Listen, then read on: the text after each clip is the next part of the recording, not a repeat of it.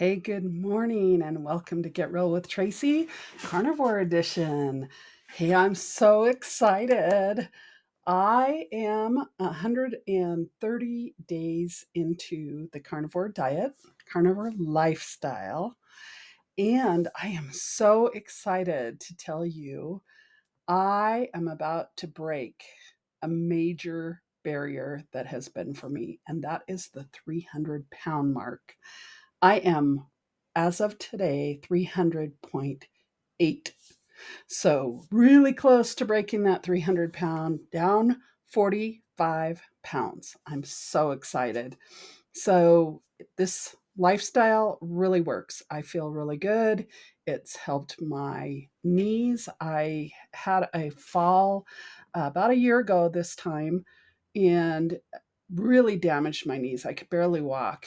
Went to the hospital, they did x-rays, and the x-ray tech said, "Man, you have a really bad case of arthritis in your knees." And it was evident. I have been having troubles walking up and down stairs for quite some time. But I'm here to tell you, thanks to the carnivore diet, that arthritis, the inflammation in my knees, does not bother me anymore. I am able to walk up and down stairs normally where I wasn't before. So that has been a really profound thing for me besides the weight loss. The weight loss has been awesome.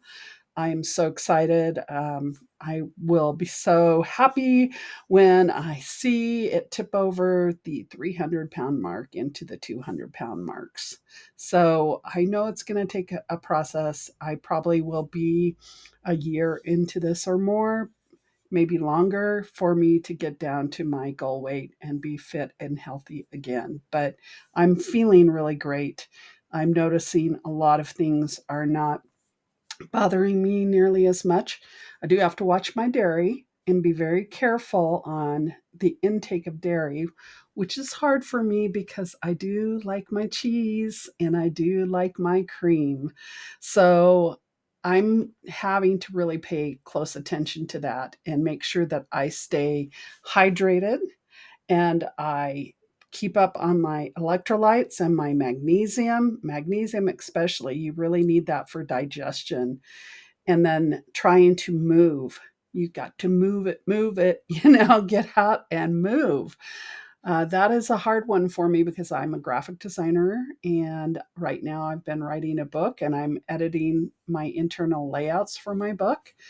And I'm having to sit on my tush quite a bit, which is not healthy for my body. And that's part of the things that contributed to me gaining all this weight from being in a sedentary job all the time.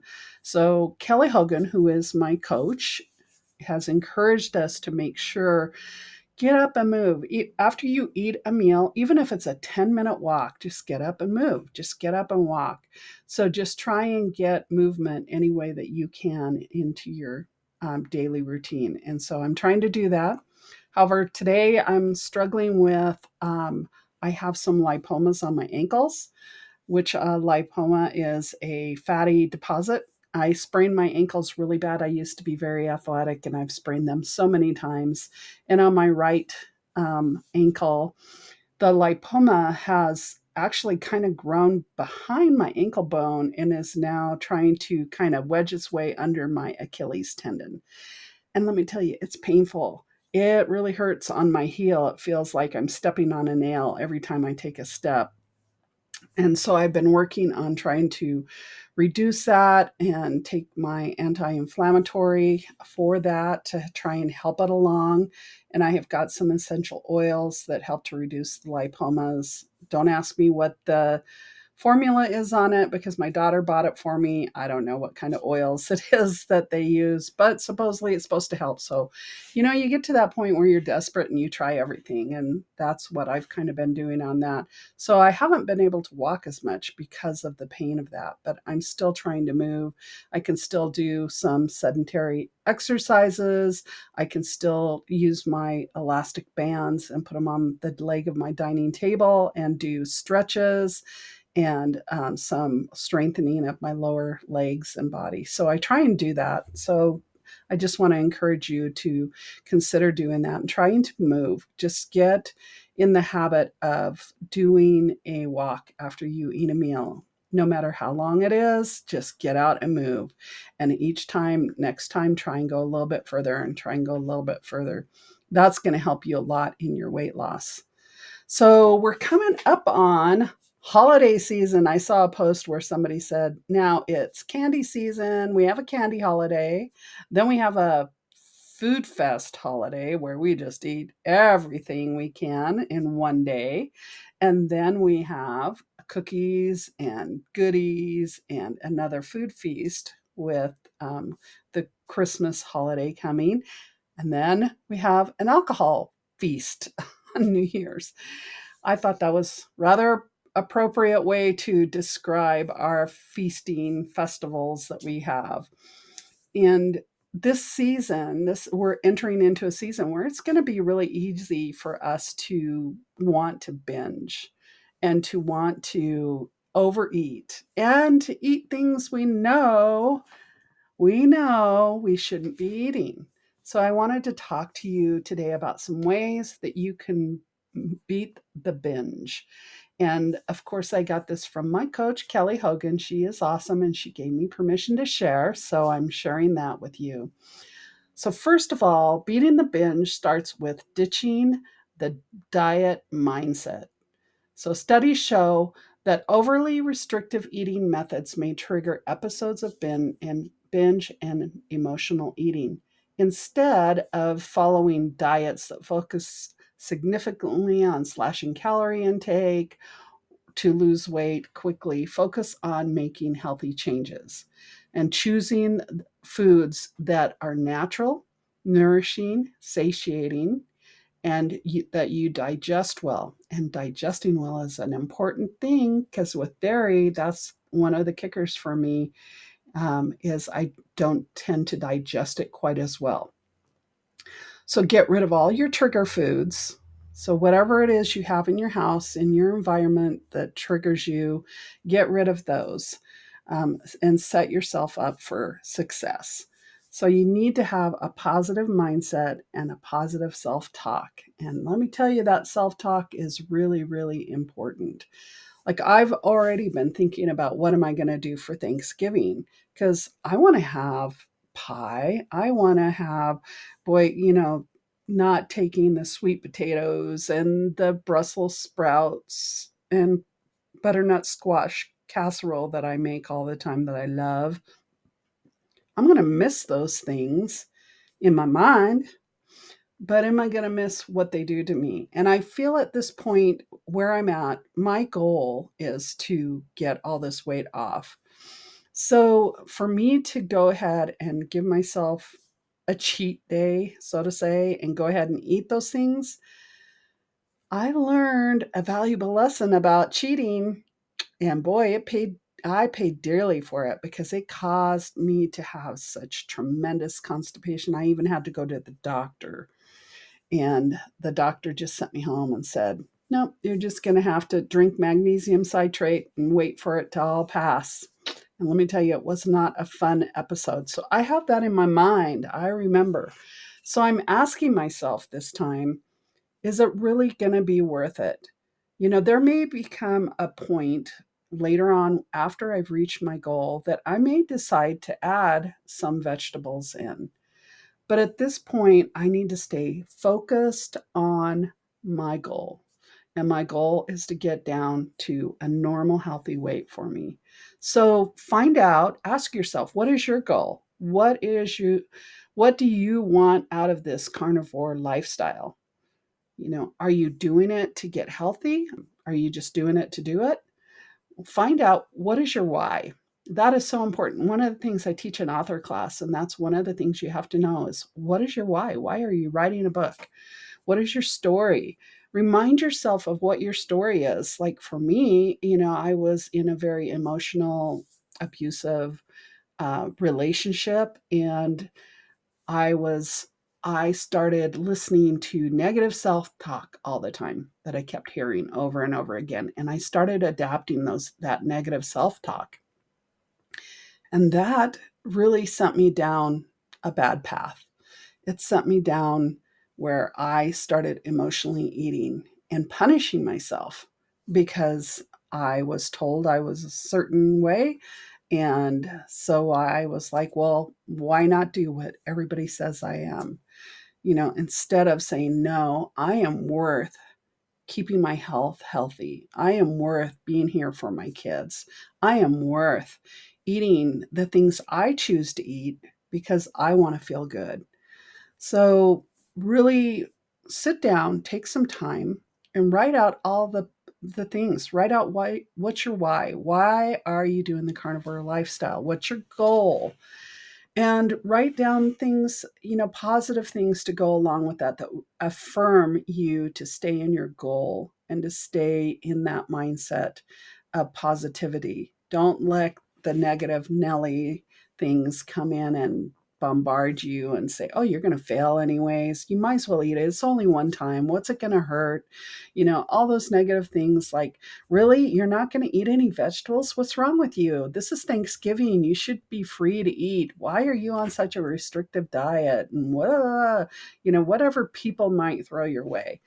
If you are fortified and renewed in your mind of what your goal is and what your purpose is in doing this carnivore lifestyle, and what you've already determined in your mind you're going to do when you face those temptations, those things are so critical and so important, and that's what's going to help you overcome.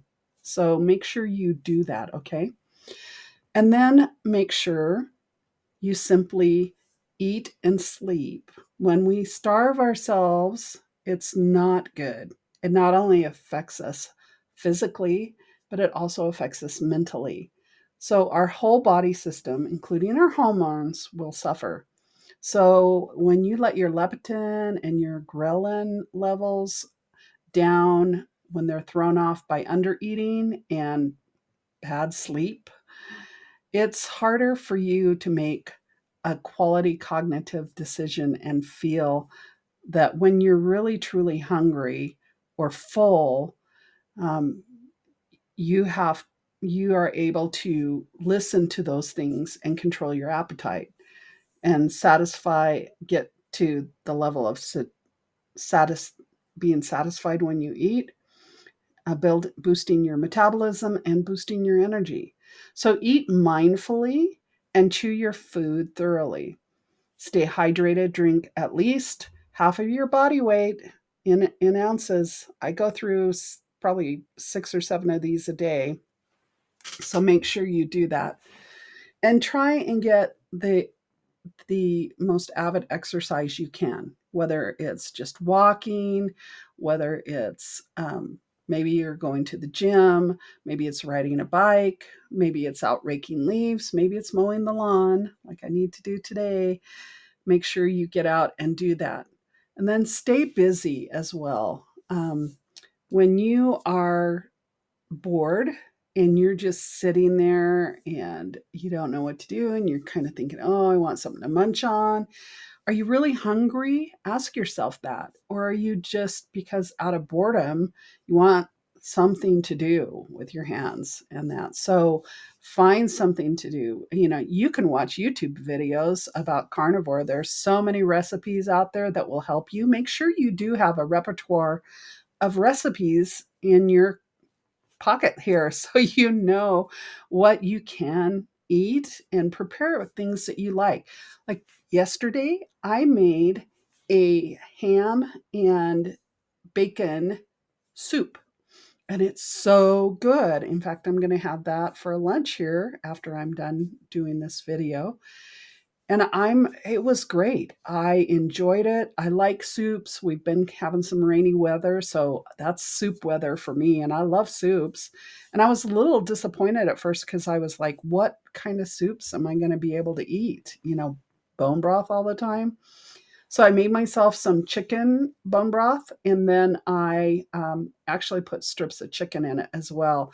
And then another thing you can do with the bone broth is you can take an egg, and I put the egg in, like a ketchup bottle, those plastic ones you can get for picnics and stuff at the dollar store.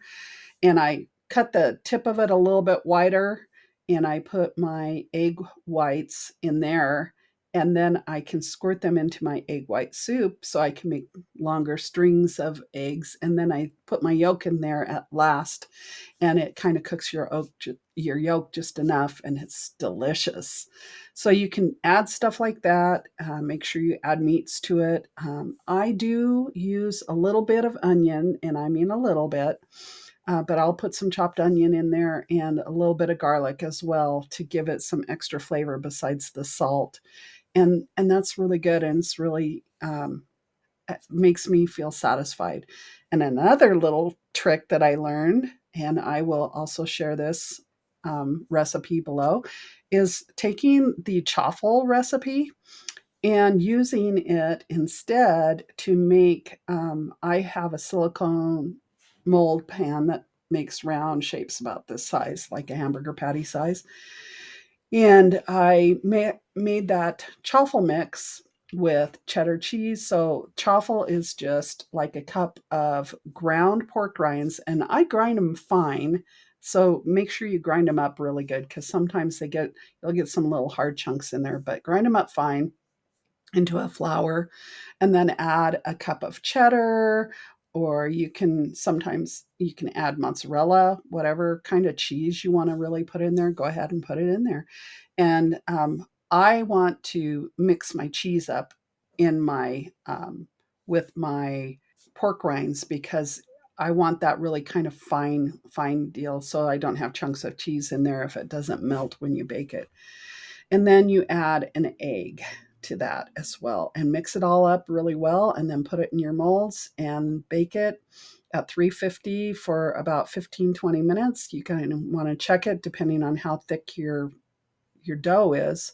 But then that makes these nice little like kind of garlic breads or whatever. You can put seasoning on it and stuff. And like I had a little bit of the ham left over, so I threw it in there as well. So I made little ham and cheese um, bread kind of things, crackers. They were kind of crisp. So what I did with those, I tried to experiment with it and see, oh, I wonder if I put cocoa in here, would it taste a little bit more like a cookie? Well, let me just tell you this. It didn't.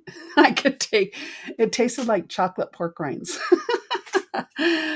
But, actually wasn't too bad. And I went ahead and I broke them up and I put them in my soup, and it was actually really quite delicious. So it gave me a little bit of having that kind of texture of croutons, and because I overcooked the chocolate ones and that, so they turned out the perfect to go in my soup, and I will eat the rest of them in my soup today, because I like to have bread in my soup, toast and put butter on it. You could put butter on these and put it in your soup. Put lots of butter in your soup.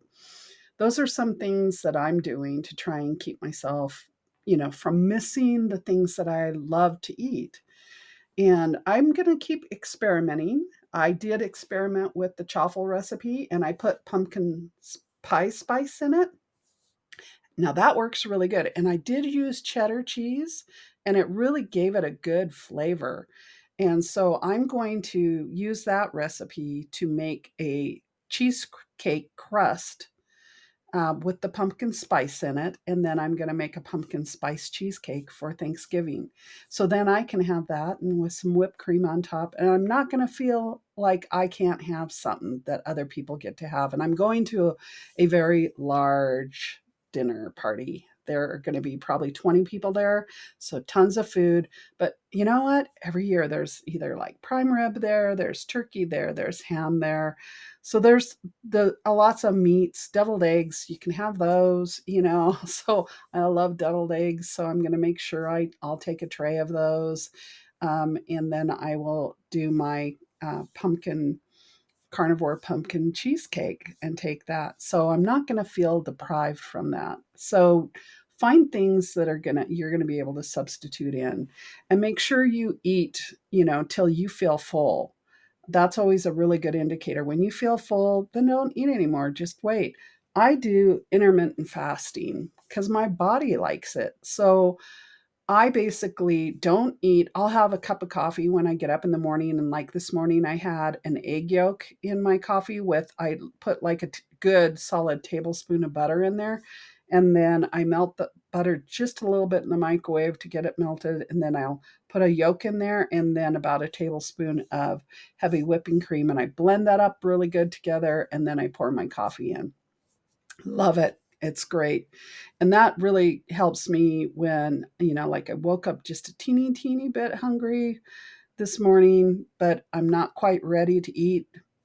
So I just had that and I'm satisfied. And now I'll be eating probably around 12, 1 o'clock in that time frame, and I'll have my soup, and that should probably satiate me for a while. But then I'll probably be hungry again around 5 o'clock, 4 or 5, 6 in that time frame. I try not to go beyond 6 o'clock to get that good fasting time in there. So intermittent fasting is really good if your body tolerates it and can listen to it. Now, Kelly, my coach, is for her body, she needs to eat 3 meals a day and she needs to eat like 2,000 calories, something like that. And I tried doing the 3 meals a day and eating more food, and I started just putting the weight back on. So that just didn't work for my body. So you have to really become a student and listen to what your body's telling you.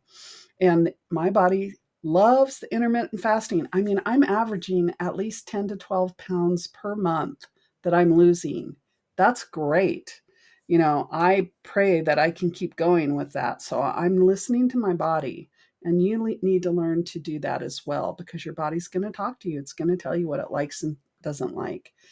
So staying busy, getting out and walking, watch videos, get recipes, whatever it takes to keep your mind busy and help you to gain success over boredom eating and that. So make sure you do that. So I'm going to go into some of the reasons that you binge, because this is a big one for me.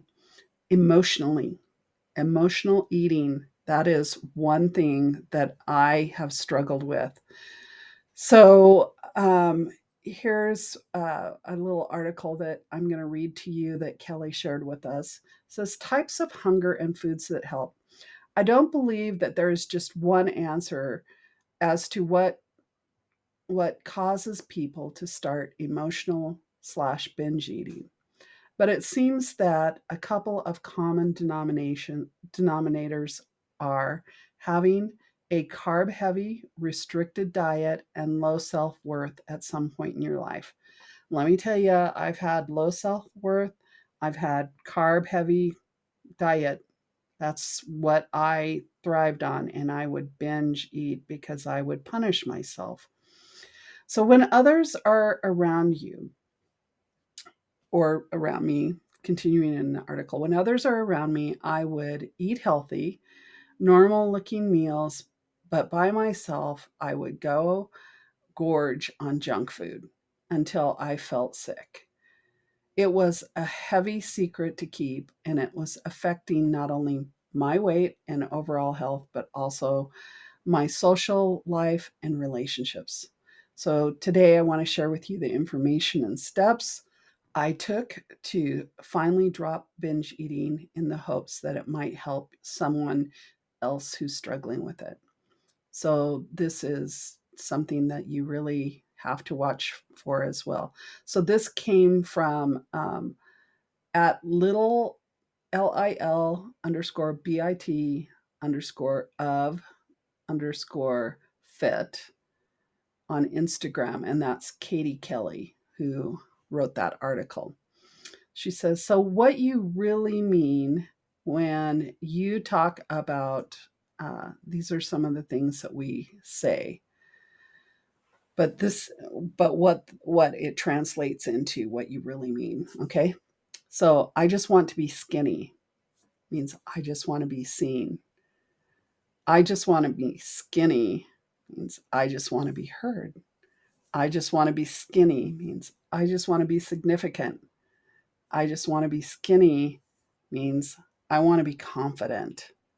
I just want to be skinny means I want to be admired. I just want to be skinny means I want to be accepted. That's a big one for me because I've had a lot of rejection in my life.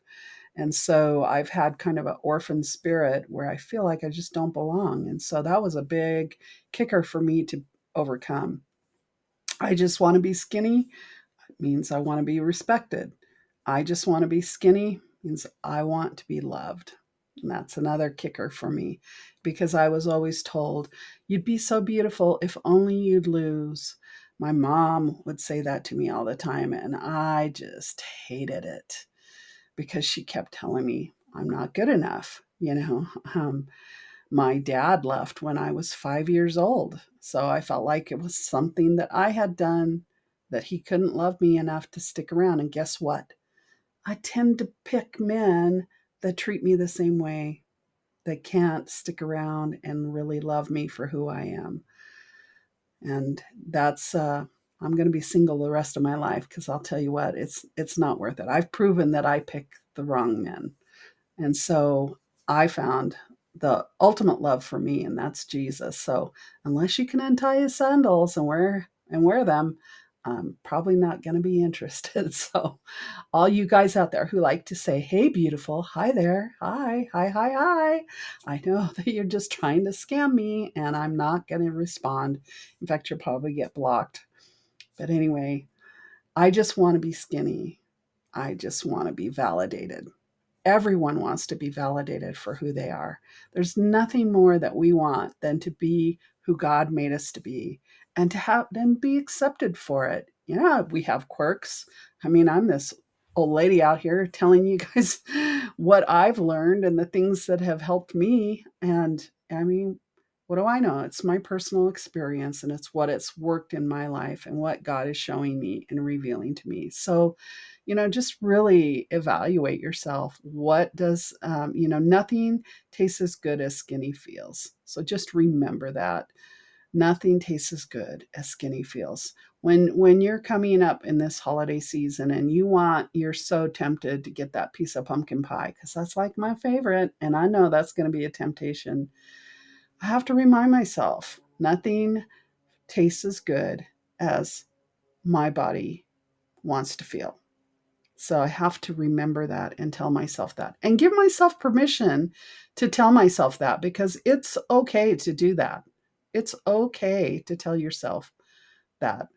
Okay, well, I'm going to have to cut it short. I will go on to the next week and we'll talk about what is true hunger and understanding that. But I hope this information has helped you and I hope it will help you overcome these upcoming holiday seasons and that you can stay on course and continue with the weight loss and getting your body healthy and not have to worry about the things that are going to come and tempt you. So I hope you have a great day. God bless you. And remember to listen to what your body is telling you. You don't have to eat that food if you don't want to. But if you want to, go ahead. It's your choice.